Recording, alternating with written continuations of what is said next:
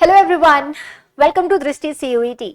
So finally आपके exams start हो गए हैं एंड डेफिनेटली इस टाइम पे आपने प्रिपरेशन तो कर लिया है, बट क्या आपका माइंडसेट प्रिपेयर है कि किस तरह से आपको अपने एग्जाम में अपने टाइम को डिवाइड करना है।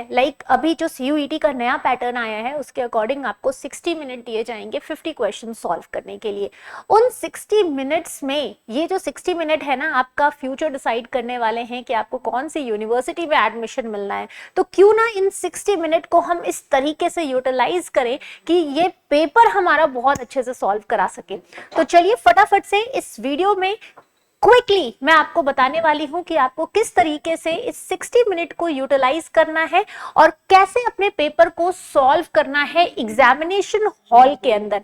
फटाफट से अगर हम आगे बढ़ते हैं, देखो सबसे पहले आपको पहले 5 मिनट जैसे ही आपके हाथ में पेपर आ जाता है, right, first 5 minute, it's not like कि पहले ही पेपर आया आपने क्वेश्चन नंबर 1 देखा, बड़े खुश हो गए कि अरे वाह पेपर मिल गया है, मुझे पहला क्वेश्चन आ रहा है, पहले ये कर लेते हैं बाद में देखेंगे। नहीं, कितना भी आ रहा हो आपको थोड़ा सा पेशेंस रखना है। पहला 5 मिनट आप लीजिए, किस लिए? क्विकली स्कैन करने के लिए। क्या स्कैन करना है आपको? वहां पर देखना है टोटल कितने नंबर ऑफ क्वेश्चन है। सबसे पहले तो आपको चेक करना है क्या आपके पेपर में वो सारे टोटल नंबर ऑफ क्वेश्चंस हैं कि नहीं। ठीक है, तो आप जल्दी जल्दी से सारे पेपर सारे क्वेश्चंस को एक बार फटाफट स्कैन कीजिए। 2 से 3 मिनट ले लीजिए, उसके लिए 4 मिनट भी ले सकते हैं। ठीक है, फटाफट से एक एक आगे बढ़कर नेक्स्ट नेक्स्ट करके आप सारे क्वेश्चंस को ओवरव्यू देख लो। ठीक है, उसके बाद जब आप क्वेश्चंस देखोगे ना, उसी टाइम पे आपको एक आइडिया लग जाएगा कि कौन सा पेपर आपका, कौन सा क्वेश्चन है जो आपको इजी लग रहा है, जो देखते ही आपको लग रहा है अरे इसका आंसर तो मुझे आता है। फटाक से जो एक होता है ना, जो विद इन अ सेकेंड आप आंसर कर सकते हो, इसको आपको एनालाइज करना है, आंसर नहीं करना है।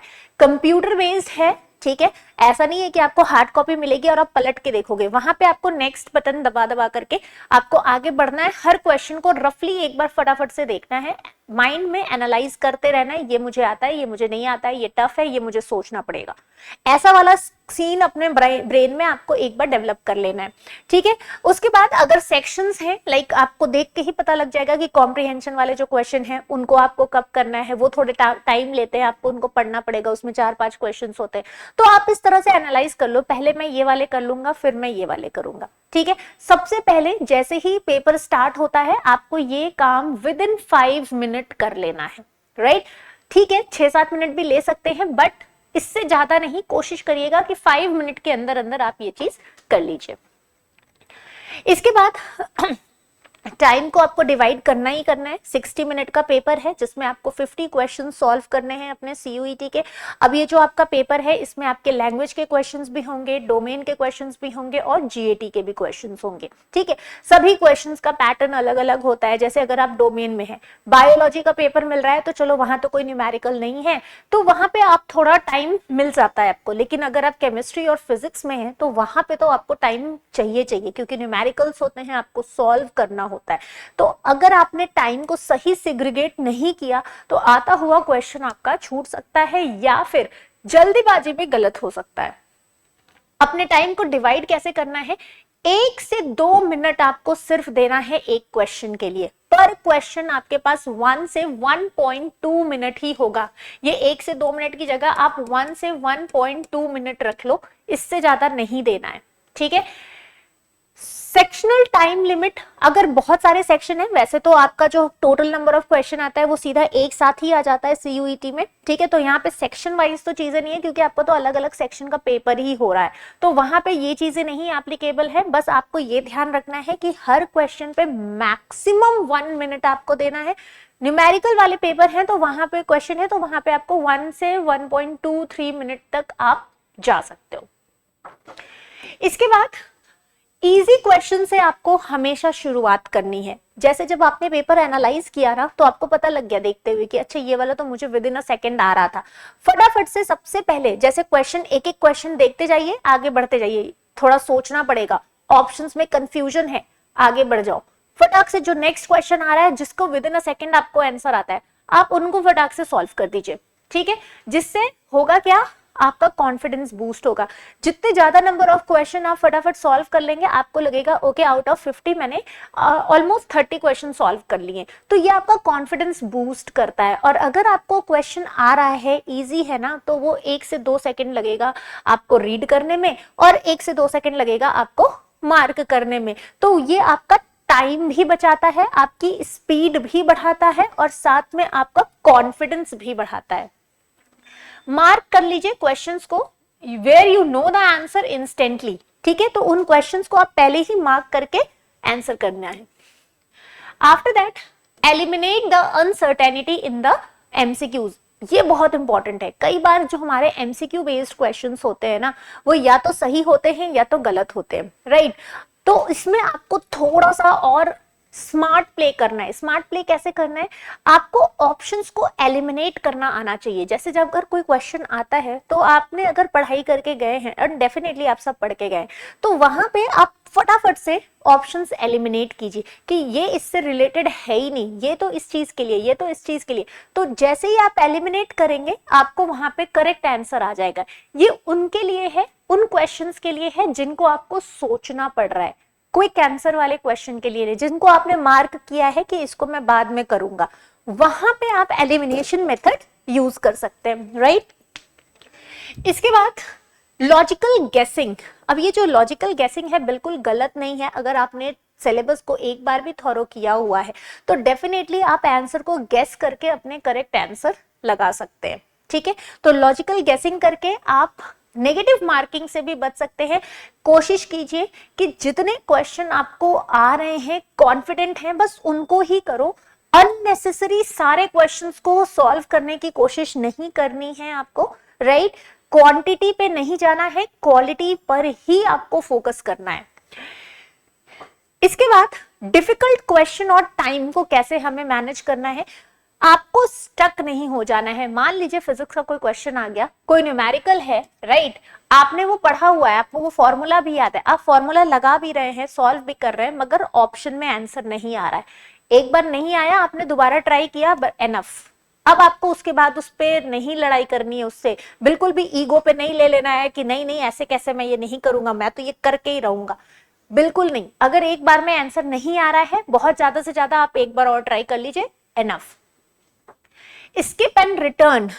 एक बार अगर आपने देख लिया, हट जाइए वहां से, कोई जरूरत नहीं है कि उसको आगे बढ़ना। अच्छा, एक बार ऐसा भी होता है कि कई बार हम अगर कोई क्वेश्चन कर लेते हैं ना, हम दोबारा से उस क्वेश्चन को देखते हैं कि क्या मैंने ये क्वेश्चन सही किया है, तो ये भी नहीं करना है। एक बार आपने क्वेश्चन कर लिया, स्टार्टिंग की मैं बात कर रही हूं, आगे बढ़ जाइए नेक्स्ट क्वेश्चन पर। घड़ी पे ध्यान आपको देते रहना है, नजर बनाए रखनी है, क्योंकि एक मिनट प्रीशियस है। ये वो 60 मिनट है जिसका हर मिनट आपके लिए बहुत इंपॉर्टेंट है। बहुत सारे ऐसे स्टूडेंट हैं जो इन्हीं 60 मिनट में कमाल करने वाले हैं, टॉप यूनिवर्सिटीज में एडमिशन लेने वाले हैं। तो आपको भी इन्हीं 60 मिनट्स में ही आपको भी रॉक करना है, ठीक है। डेडलाइंस को देखते रहना है, मतलब अपने मेंटल में आपको एक आइडिया है। वैसे तो कंप्यूटर पे भी, स्कैनर पे आपको आता रहेगा कि ये टाइम हो रहा है, इतना मिनट लेफ्ट है, तो वो वाला लेफ्ट कितना टाइम बचा है ना, उस पर भी आपको पूरा फोकस रखना है, उस पर भी आपको पूरा ध्यान देना है। बात कर लेते हैं अब आखिरी के 5 और 7 मिनट के। आपने पूरा पेपर सॉल्व कर लिया, चलिए ठीक है, आपने 50 में से 40 क्वेश्चन ही कर लिया, एनफ है, ठीक है। अगर आपने 40 क्वेश्चन भी कर लिया और सही किया है, बहुत अच्छा आपका मार्क्स आने वाला है। तो 40 क्वेश्चन के बाद आपके पास जो लास्ट के 5 से 7 मिनट बच जाते हैं, उसमें आपको क्या करना है, फटाफट से अपने आंसर्स को रिव्यू करना है। अगर टाइम बच जाता है तो एक बार फिर से चेक कर लीजिए। वो टाइम आपको चेक करने में देना है कि मैंने कौन सा क्वेश्चन टिक किया है, कौन सा क्वेश्चन नहीं किया है। ओवर थिंक नहीं करना है। लास्ट मोमेंट पे आपको ये नहीं कि जो क्वेश्चन छूट गया है उसको सोच करके आंसर मार्क कर दे, बिल्कुल भी ऐसा नहीं करना है। नेगेटिव मार्किंग होती है और इससे आपका सीधा सीधा कट ऑफ नीचे जा सकता है। जो भी क्वेश्चन आपने मार्क किया था रिव्यू के लिए, आप यहां पे जाकर के उन क्वेश्चंस को रिव्यू कर सकते हैं। अगर आपको लगता है कि नहीं ये अब करेक्ट है, हो सकता है, ये कब हो रहा है, जब आपके पास टाइम बचा है। डबल चेक अपने आंसर को कर लीजिए, स्पेशली आपको ये चेक करना है कि कहीं ऐसा तो नहीं कि जल्दीबाजी में कोई क्वेश्चन छूट गए हो, हमारे स्किप हो गए, जैसे होता है ना क्वेश्चन आगे छूट जाता है, वो चीज आपको ध्यान देनी है। एंड यस, अल्टीमेटली आपको अपने स्ट्रेस पे ध्यान देना है, अपने मैनेज करना है अपने स्ट्रेस को। बिल्कुल भी पेपर के टाइम पे आपको पैनिक नहीं होना है। पैनिक नहीं होना है का मतलब क्या हुआ, पेपर देख के घबराना नहीं है।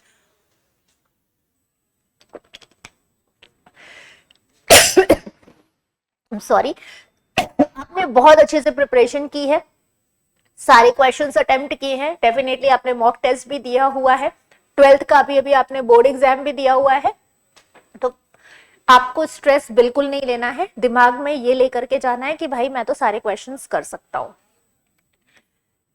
फोकस्ड रहना है आपको, ऐसा नहीं है कि पेपर के दौरान इधर उधर देख रहे हैं, सिर्फ अपने ऊपर ध्यान दीजिए, अपने पेपर पे ध्यान दीजिए, बगल वाला क्या कर रहा है नहीं कर रहा है, हेड डाउन किया हुआ है, पानी पीने जा रहा है, दूसरे से बातें कर रहा है, आपको उस पर नजर नहीं रखनी है, ठीक है। आपको सिर्फ वो 60 मिनट खुद को फोकस करना है।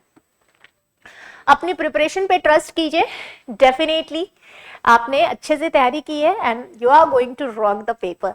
With this guys, all the best for your exam, all the best for your CUET exam. Thank you.